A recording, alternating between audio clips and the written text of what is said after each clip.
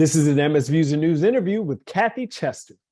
She's an MS patient and a highly decorated patient advocate. Today, we're going to discuss the MS patient community and resources and inspiration she's been able to find out here in the midst of COVID. And we're going to talk about all that right now.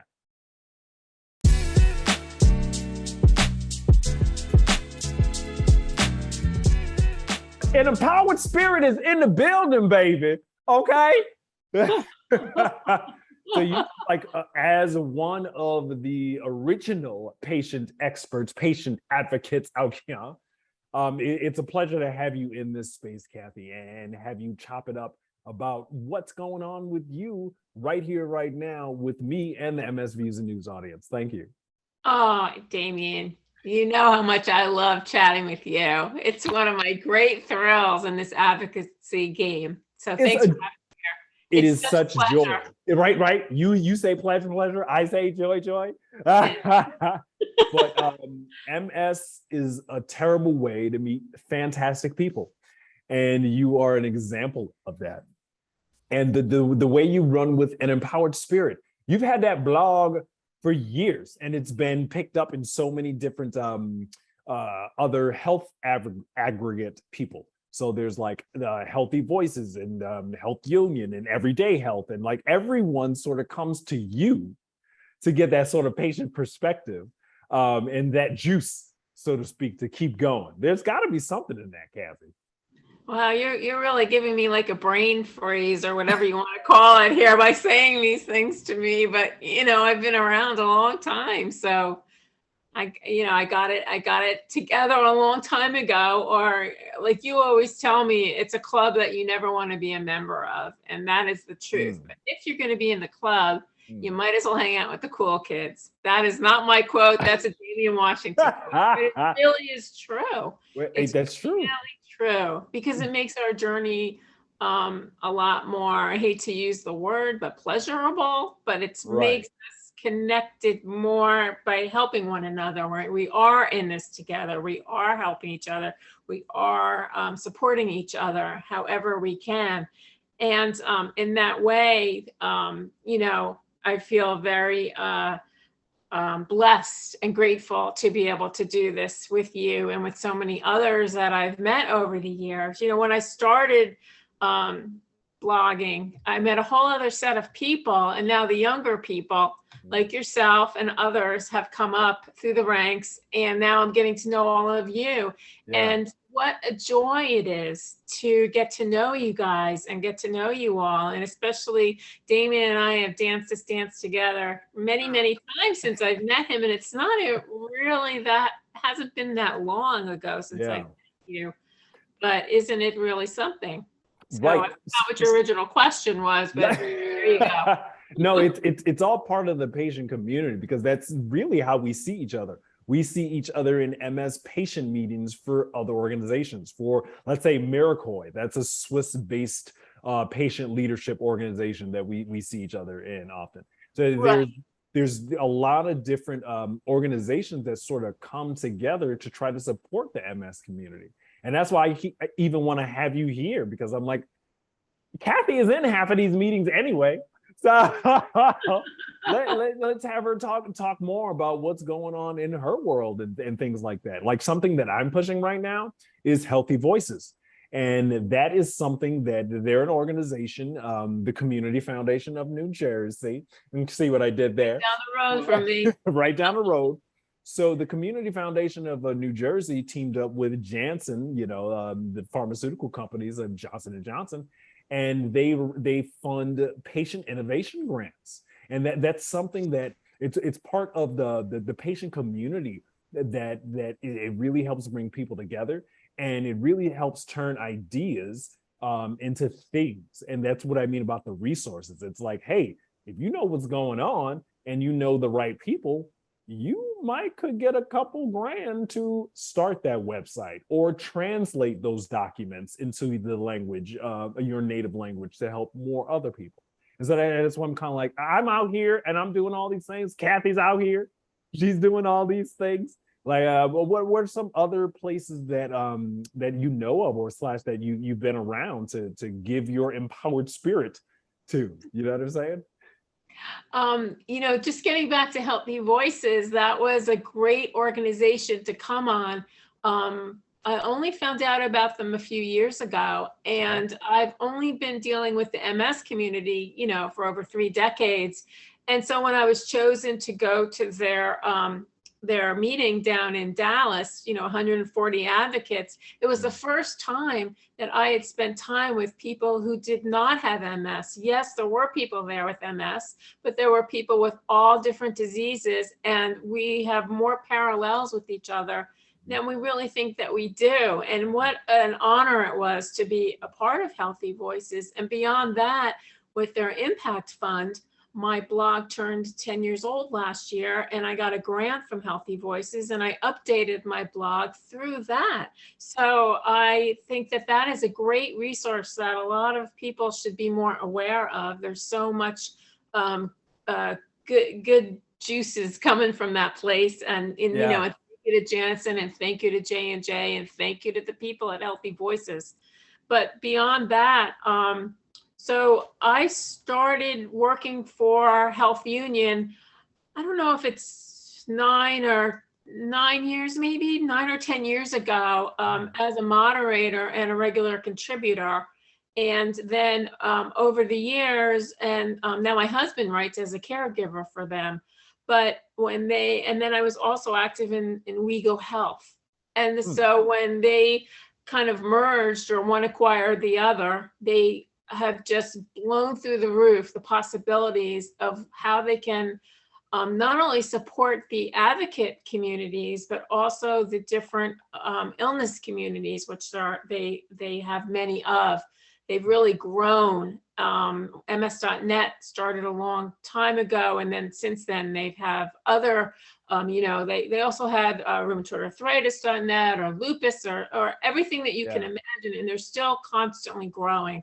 And that's a great, they're just gonna keep pushing that glass ceiling again and again and again by what they can do together for all of us. And it's going to offer so many opportunities for us to help each other, to help ourselves, to get to work with different companies, healthcare companies, research companies, whatever it is.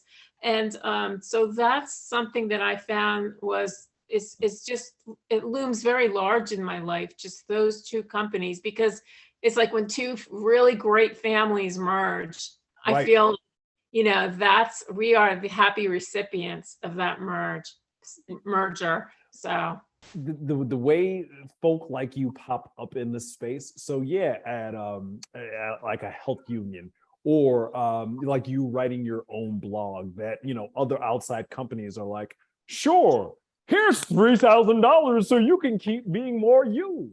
That's significant, Kath. That's the voice, the space that you hold is really one of these sort of special things where, people with MS can feel vulnerable, yet not feel weak, feel open, but not feel exposed. You know what I mean? Yes. And they protect us in many ways that are unsaid, but yet they do protect us because they surround us with so much information and so much compassion and so much kindness. And when I was diagnosed in 1986, that was not possible. Nobody wanted to hear from us. Nobody wanted us to say boo. We were just to go home and take care of ourselves and call. What do you think that shift is about? Because that's 1,000% correct. And before, once you got a diagnosis, it was like, okay, go home, lay down, don't try to do too much until you shrivel away into dust. These days, it's like giant pharmaceutical companies are like, here's thousands of dollars. Can you please be more of you right now? But you've been in that. You've seen it. You watched it. Like, where do you think that even comes from? Well, I think a lot of it comes from because when I started, there were no medications. And now that, then one came, then the second one came, and the third one came. And I remember that I think it was Time or Newsweek declared the 1990s, the decade of the brain, where they thought there would be a cure for a lot of these illnesses. And so pharmaceutical companies were stepping all over each other to try to get better medications and try to reach out to the patients a little bit more. It was incrementally more, but it did eventually happen. And now it's through the stratosphere that they want to very much hear what we have to say. They very much want to hear our voices, because to talk about, let's just say, the dignity and the respect that patients deserve. They want to hear about what are our thoughts about TV commercials, the language that they're using, or print ads, or just generally, pamphlets that they're writing. They want to hear what we have to say. It's important to them. And so it's shifted the perspective of how we should look at all of these companies. It wasn't so back then, but I believe that because as we step closer to more and better medicines, a step at a time, that this is going to open up more and more. And also because the rights of patients are so important with inclusion and accessibility. And I think with the Americans with Disabilities Act changed a lot of that. And so the steps that we're taking, although we have a ways to go, we've come a long way. And I can really say that for sure. We've come a long way since then. I don't know if you're familiar with Jason De Silva in the MS community, but what he's done, what he has done, he had an Emmy Award-winning movie that he created about his MS story. But after that, he created an app about accessibility starting in New York. And then I believe it went, I don't know if I want to say worldwide, I might have it wrong. What restaurants are accessible? What restaurants aren't accessible? Have you been to that restaurant? Can you tell us what your thoughts were? Things like that. It went right through the roof because it's so needed. And so everything not everything, but our voices are very important now. They're very valuable and they matter. And so I think that a little bit at a time, that is changing. So how do you go, but still. Indeed. How do you even find these things? Like, I know some folk that I hang out with.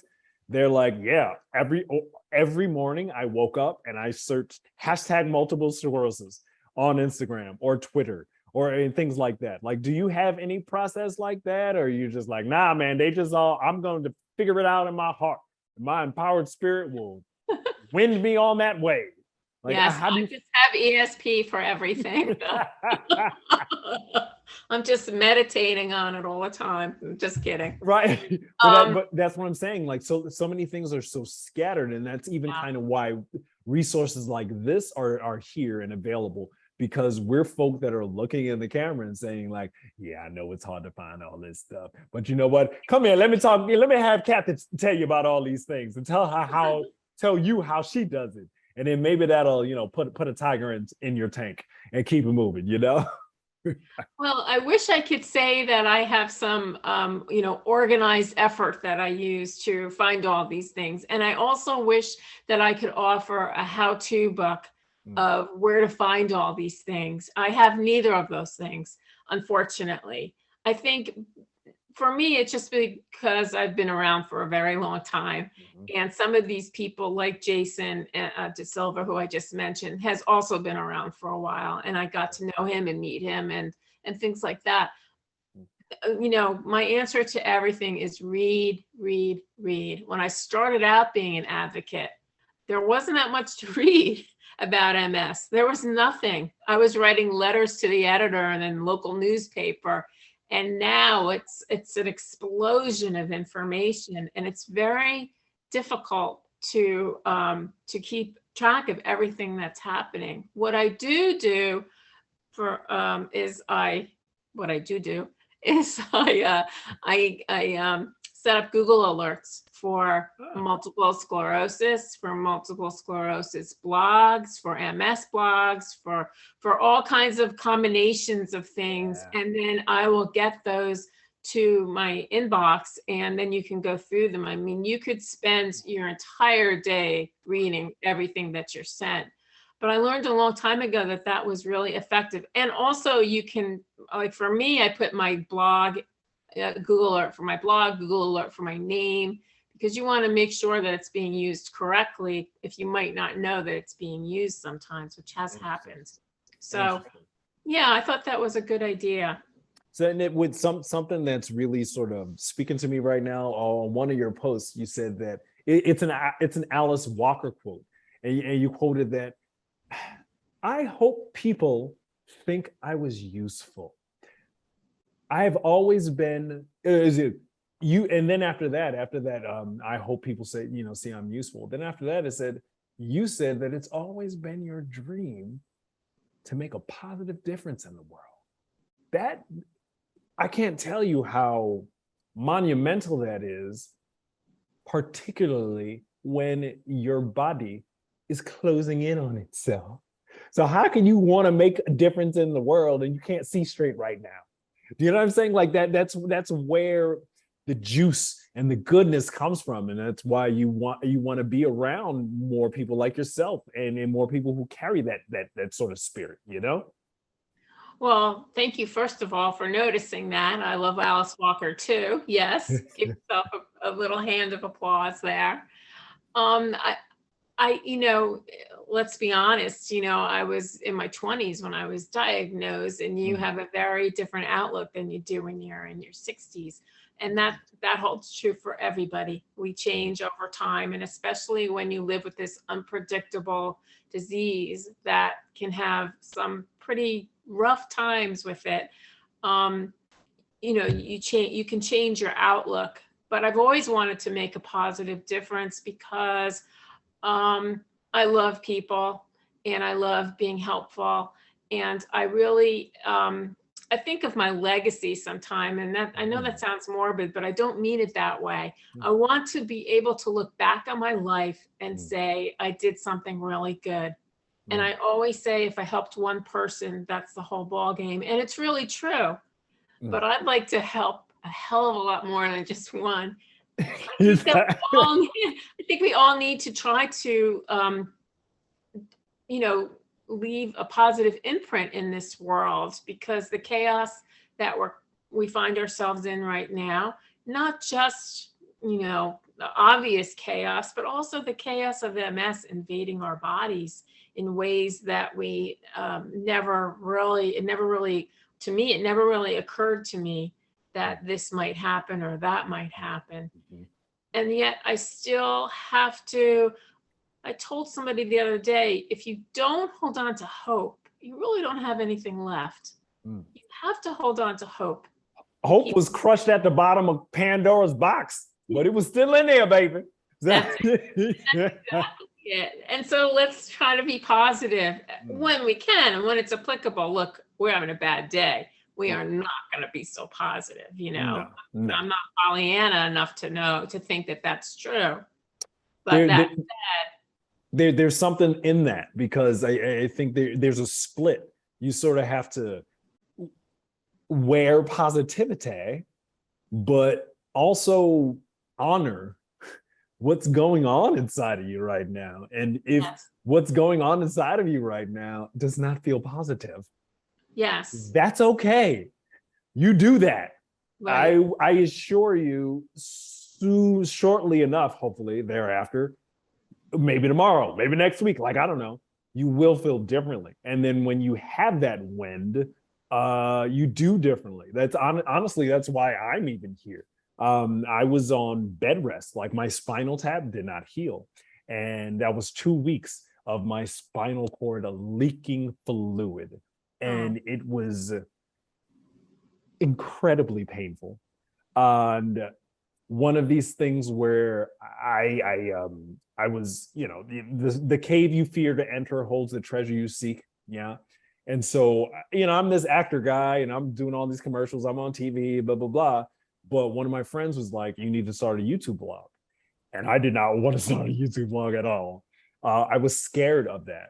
And when I was on the bed rest made me start to vlog. And eventually it became a multiple sclerosis vlog. But there's something about having the world be flat these days and that it's digital, yeah. And whether you are have Google alerts like Cathy, whether you're a giant nerd and just follow hashtags on your phone like I do, then not only the community is out there, the community and resources are out there, they're getting bigger and bigger every day and more, and just more available to folk out there. So if you want something, there's a very good chance it's already there. So search it. And if it's not, I'm sure if you search that, there are people who want to give you money to do that yourself. You know what I mean? Yeah, but we have to be careful with that too. I just want to say That's right. that it's the real deal, and that it's not some kind of spam, or people. There are people in this world without a conscience, unfortunately, and we have to make sure that it's the right. It's a what's the word? There goes my cognitive skills. It's what's the word, Damian? Well, who knows? I don't know. That they're genuine, that they're actually. Yeah, like, that wasn't the word, but that wasn't a word, but it works. Yeah. Well, it's funny that you even say that, because I was going to interview someone who I like their account. It's like, oh, this is great. This is all cool. Let's try to reach out to them, right? And someone in my circle was like, that person doesn't really have MS, actually. And oh boy, he's been arrested, and here's the proof. And so I'm like, wait, what? And as I'm digging, I'm like, wow, okay, so I will get another interview person, and then figure out how to keep going forward from there. I think that how you sort of put that,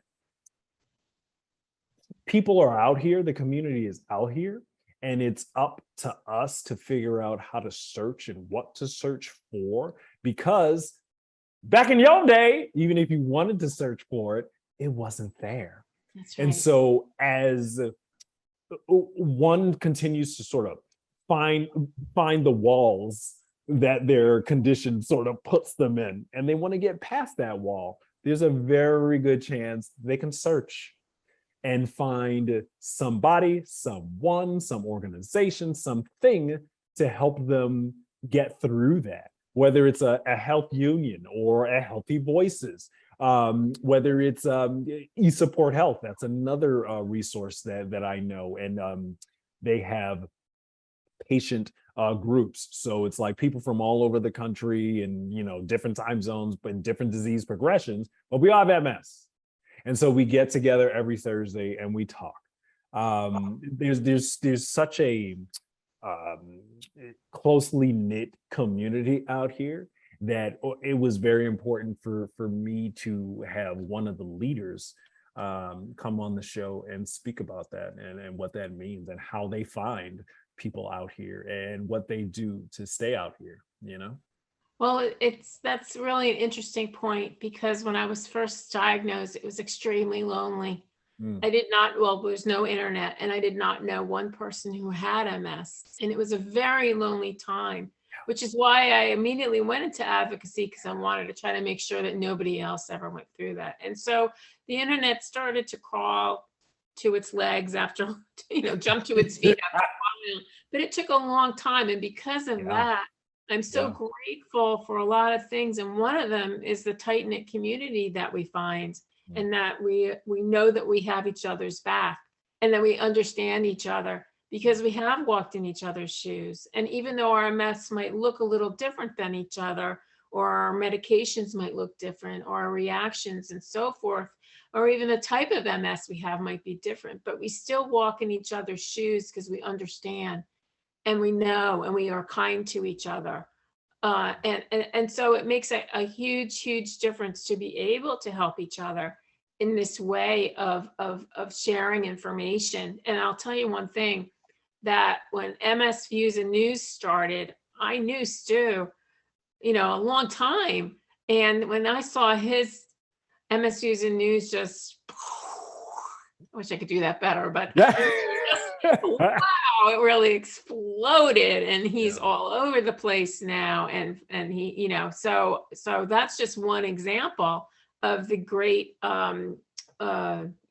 great explosion of the great the benefit of when time passed, that there were all these programs that he offered because there was the need. And that's like anything else. If there's a need out there, there's going to be an answer or two or three or four. And so that's where the community is growing, and we're growing together. So to help others, yeah, I'd love to.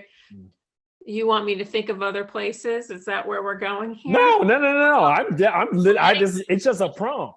And Okay. I mean, you picked it up too, because like even Stuart, like MS Views and News, like this is a resource. It's a giant resource, deep with doctors and resources. Right. And Part of the coalition. And he's just, I worked for several years for CMSE and IOMSN, and I got to know Stu back then. And I was their blogger. And seeing him in action, it made me even more tired. Because, but anyway, kudos to him, but also there's a real need. And so there's all these different ways of finding places that are reputable, which was the word I was going for before, that can help you with whatever you're looking for, pretty much, whether it's physically, emotionally, spiritually. Now there are plenty of places where you can turn, where they specialize in MS. And it's kind of surreal to me, but it's a beautiful thing. So what do you mean that they're reputable? So like I'm following the Cathy Chester steps right here, right now. So I've got my Google alert set now. Sweet. And now I'm getting all of these messages that contain my search terms about MS. And now I'm like, ooh, look at this opportunity. Let me go. Let me see. How do I make sure it's legit, Cathy Chester? Yeah, well, you can pretty much tell, by how long they've been around, who they're supporting, whether their articles are by people who are accredited, and where they're publishing, what they're publishing. There's a million ways that you can see. Who was I speaking to on Twitter? Somebody, the msguide.com. They're on Twitter. Dominic. Yeah. Dominic, thank you. And I think he told me that he majored in research methodology, and he looked at one of the, I've been talking a lot about aging in MS, and we were talking about longevity in MS. And one of the publications that came out with an article, he really delved into that. And Dominic, if you're listening to this, I hope it's okay that I'm saying it. But he even said that he delved into it, and he realized that they did not have the kind of study that he thought that they should, and so forth. And so, that I didn't feel that was a reputable article to recommend to anybody or to link to anybody, because it just wasn't there. So the same way that you have to really do your research and make sure, I always direct people to the top MS organizations, and there are several of those. And that's, to me, that's the way to go, especially for first line for newly diagnosed. Right, and then taking it from there and just see what comes to you and see what you are attracted to, so to speak. Like MS Views and News, I sort of was in my world. Like I was already making these videos. And the team was like, hey, how about you do this videos with us? And I'm like, okay. And I'm still here. So I think there's a bit of one has to sort of see what's within themselves, and then whatever the next best step is. If that's just setting up a Google alert, if that's just following people on Instagram or Twitter or Facebook that have this condition, or joining groups, or joining message boards and things like that, and then tacking on to that. That's how you sort of begin to expand your advocate circle. And the more you get your voice out, the more you're able to listen. And the more you're able to listen, the more you are inspired to have another voice, another platform with the different set of strength that you have earned over the years of you just listening to people and you talking and you just doing what you feel is right. And then it continues, if you continue that, it blossoms into something beautiful, you know? Right, right. And, I subscribed to the publications that I believe in, and they've been ones I believe in for a very long time. And Mm, then I branched out to the smaller places. I shouldn't say smaller, different places, not the main MS organizations, but like the WeGo Health came up. mm, And when Health Union started, I thought, oh gosh, this is fabulous. yeah. And I moderated, and that was a great way of talking to patients by moderating for Health Union. And I did that for a number of years, and that was very fulfilling. Right. And so, and then you learn from there. But Mm, also, there are different, I think WeGo Health is one. And now I think I just read in one of the MS magazines, how to be a patient advocate. I mean, there, that's a 101, thing. that's a thing. Yeah. And they had some advocates talking about it. And I think that, um, you know, this kind of thing, you kind of also have to go with your gut. You have to go with Mm, your gut. You have to do your research, but you have to go with your gut if it sounds like it's credible mm, or not. And that's where the community comes in too, mm, because more times than not, someone's heard, we're so tightly knit. If mhm. someone has heard of such and such an organization, and I'll tell you, I get a lot of emails asking me to collaborate or whatever they, yeah. And I research all of them, Yeah. and you really have to be very vigilant about which ones to trust and which one not to, unless you don't want to do any collaborations, and that's your thing too. Right. My mission was never to collaborate for a very long time. And then not just because I wanted to get my blog going, but then I wanted to, collaborate wherever I could. Mhm, That's my mhm, mission, mhm. keep advocating until I'm gone from this earth. So That you really sort of help lay the stage and hold the space of how one can look inside themselves and use that as the compass to find resources and find communities and just little by little begin to expand. And it doesn't all start like, oh, I am now a consultant for Healthy Voices. Like it does. No, everyone starts from the next best thing, something that they just saw, something that they were like, I think I'm going to write about that, like et cetera, et cetera. And there's some sort of bravery is not the right word, but there's belief that what you are saying is important, and regardless of the size of your audience. And I think that that's part of my thing. Like one person, two people could be in the audience. They will get the same thing as if thousands of people were in the audience. And that's something that we have to find within ourselves, because we're hurting, man, and things hurt, man. Visions, you're just like, but now yeah, you just have to be like, I am doing this for this reason, and this is why, and I will search because the world is all together now, and I will do things as much as I kind of, my gut says it's good, but if my gut says it's not good, then I'm not going to do that, and keep you found going. that early on. And Yeah. that's one of the most important things to do is to, about 10 years ago, Consortium asked me to do a TED Lake talk in Okay. DC, and they asked me what my Mm, subject would be, and mm, my what do you wish that you knew when you were younger? And mine was to follow my gut, because I didn't, because I did what I thought everybody else wanted me to do, and that's not good. And you just right there, boom, yeah. Damian figured, and it's Look, really true. And if it doesn't feel good to you, then don't do it. And if you don't feel well that day, just chill out, that's take fine. care of yourself. There's nothing more valuable than your health, you know.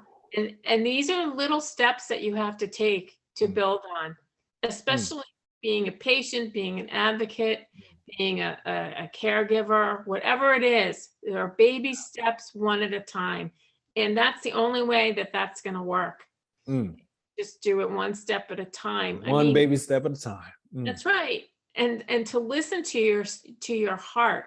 The last 2 years, I've been really working hard on my self-care, not just self-care physically, but emotionally. And as you know, because we all watch you meditate and ground and, all that, but that's exactly what it is. That's exactly what it is, because we have to find ourselves and who we are and what's our mission and what do we want to do and what's our and how can we better take care of ourselves? We only get this one life. There's no rewind button. So do it. I know that sounds easy and it's kind of cutesy and all, but it's really true. Just do what you feel is the best for you and no one else but you. The part of what keeps me going is what if I would tell someone else to try something out, I should probably be doing that. And if you know what you should do, but you don't do it, and you have health outcomes that you don't like, what are we going to do about that? Like, I don't know. I have no answer for you on that. Right. And that's why it all starts and stops with you. And that's kind of the why it was good to have you in this space to really help highlight that and to share some of the resources and some of the people that you've been doing that with, to serve as an inspiration for other folk who might be out here trying to find their way and just trying to find their way up. Like Cathy Chester, MS patient advocate for the best and the champions. Where can people find you, Empowered Spirit? I just gave it away, but just do it anyway. So you can find me on my blog in empoweredspirit.com or on Facebook under my own name, Cathy Chester. And unlike what Damian says, it is 2 words. He always says my name like it's one word. In the house. I love that. Or on Instagram, which I really love, is Cathy Chess, CHES. Yeah. And Twitter. No, wait a minute. I think I'm getting them wrong. Oh, I lied. Instagram is the Cathy Chester. Okay. Yeah. And Twitter is Cathy Chess. Sorry. Bottom line, the patient leader OG was like, look, it's not really out here until you find it. / make sure you're looking so that you can actually find things. And the more you're actually looking, like actively looking, and then the more you were just being a voice that you wish you would hear, doing the combination of those is really what sort of brings out the patient advocate inside of you, especially in this era of COVID when we're all shut in and having to really figure out our own way, Yeah. And I just want to really add, because somebody said this again for the millionth time to me on Twitter, is that you're never alone. Someone said to me, because I started physical therapy, and they said, I'm so glad you wrote about that. I felt so alone.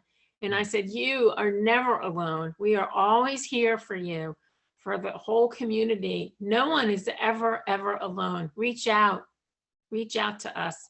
Reach out to Damian. He knows how to get in touch with us. I'm out here, fam. I know them all, son. No, respect to you, Cathy. And thank you for coming into the space and just sharing some of what makes you great with folk who will watch this space. And thank you, folk who are watching this space. And we'll catch you on another MS Views Now. Thank you very much for watching.